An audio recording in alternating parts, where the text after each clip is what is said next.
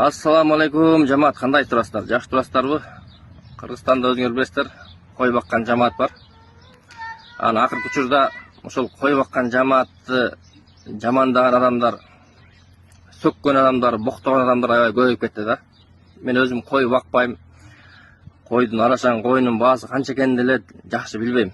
Бирок мен жүрөгүм ойткан себеби ошол мусулмандар, кыргыздар бирин-бирин сөккөн, ашаткан, жаман сөз менен айткандар.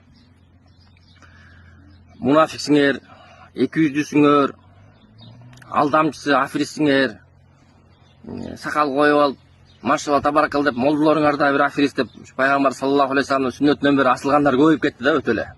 Өтө бул ашкере чектен чыгып сөгүп сүйлөгөндөр, бир жагыңарга тыгасыңарбы, антесиңерби, минтесиңерби деп аябай жаман сөз айткандар көбөйүп кетти да. Мен жүрөгүм ооруткан ошол да, ошо эндे биз кыргыз болуп туруп, мусулман болуп туруп, бирибизди ушундай жаман сөккөндөр менен. Көбүнчө арашан кой баккандар тараптан эч кандай жаман сөз айткан жок. Ошо арашан кой баккандардын тескери баягы душмандар дейбизби, оппоненттер дейбизби, ошентип эле сөгүп сагып эле интернеттен же хайп үчүнбү айтор билбейм, жакшы эмес да бул негизинен. Мен эстетип коеюн, пайгамбар саллаллаху алейхи вассалам айткан, мусулмандын жаны арам деген. Мусулманды өлтүргөн, мусулманды урган бирөө болбойт. Кол салганчы мисалы. Андан кийин мусулмандын малы арам деген. Бирөөнүн малын акысын жеп алган же тартып алган болбойт. Ошондой эле мусулмандын намысы арам деген. Бирөөнүн намысына сен итсиң, кушсуң, сен тиндейсиң деп намысын тебелеген болбойт деген. Силер ошол хайп кармап атасыңарбы билбейм, ошентип мусулмандардын, ошо кой баккандардын намысына тийип атасыңар да. Бул жакшы эмес. Өтө жакшы эмес. Эркектик намысына тийип атасыңар. Бул жаман сөздөр менен да, эки жүздүүсүң, афиристсиң, мунафиксиң деген булар капырдан да жамансыңар деген сөздөгө бар да, өтө жаман сөздөр менен айтып атасыңар да. Бул жакшы эмес.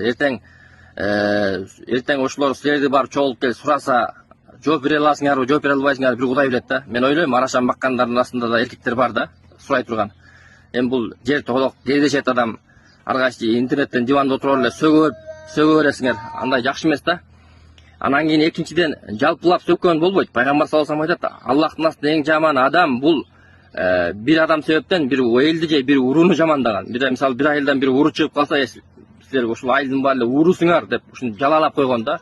Мисалы мүмкүн арашан баккандардын арасынан алдагандар бардыр. Бирок бар эмес да, баары мен ишенбейм да, ошонун баары алдап атат дегенчи, алдап койгондор. Эгер ошондой жала жапкыңар келсе, доомат коюңар келсе, ошол сатып аткан жеринен кармап туруп, күбөлөрүңөр менен келип туруп видеого чыгарыла да, мына бул 100 000 сомдук кочкорду 20 000, 30 000 сатып атат, мына жалган сүйлөп атат, мына көрдүңөрбү, мына кармадым деп. Анан кур жала кылып жаа берип, алардын намысын тебеле бергениңер бул туура эмес да. Эртең мен ойлойм, мисалы бири-бирибизди ошентип эле жала жап, намысыбызды тебеле берсек, туура жакшы эмес да. Бул бир. Экинчиден, баа боюнча, мисалы нандын, туздун, суунун бааларын чектеп коюлат дайыма баардык мамлекеттерде да. Мына мындай алтын, күмүш, асыл тукум жылкы, спортивдик машина, Феррари, Бугатти, асыл тукум кой деген каалаган баасын коет ал. Ал тиги эт үчүн албайт. Ал силер эмнеге тиги мындай койдун эти ал өзүнүн сүйүүчүлөрү болот, мисалы. Тоок сүйүүчүлөр, куроз сүйүүчүлөр бар, көбөчкөн сүйүүчүлөр бар, көбөчкөн 50 000, 100 000 доллар көбөчкөндөр бар да. А силер ошолорду түшүнбөй эле алар өзлөрүн кой сүйгөндөр бар. Мисалы мен жылкыны сүйөм. Кымбат жылкылар бар, мисалы. Миллион долларга чейин эметилген, мисалы. Акчам болсо алмакмын да, мисалга да, мисалы жылкы сүйүүчү катары. Силер үчүн көп адамга түшүнбөгөн үчүн ошону көп адамдар түшүнбөй эле сүйлөп атасыздар да. Андан кийин бул арашан коюн биз өзүбүз ошо кыргыздар чыгарып, ошо Кыргызстандын брендин кылып, ошол жакта тияк сатып, ошол Кыргызстандын бюджетине акча түшүп атат. Силерге эмне тиешеси бар да, мисалы. Ал жакшы болуп атпайбы, туурабы?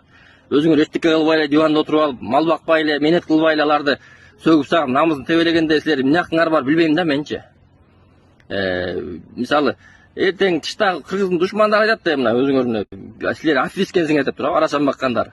Силердин кыргыздын да жалпы жүзүнө, намысына силер чекшек кетип атасыңар да. Ошон үчүн ойлоп сүйлөсөң да, ойноп сүйлөсөң да, ойлоп сүйлөп, байкап сүйлөгүлө. Арашан баккандардын астында эркектер бар, алды сөзүңөргө сурак кылып коюшу мүмкүн да эртең. Жооп бере албагыла. Ассаламу алейкум рахматуллахи ва баракатух.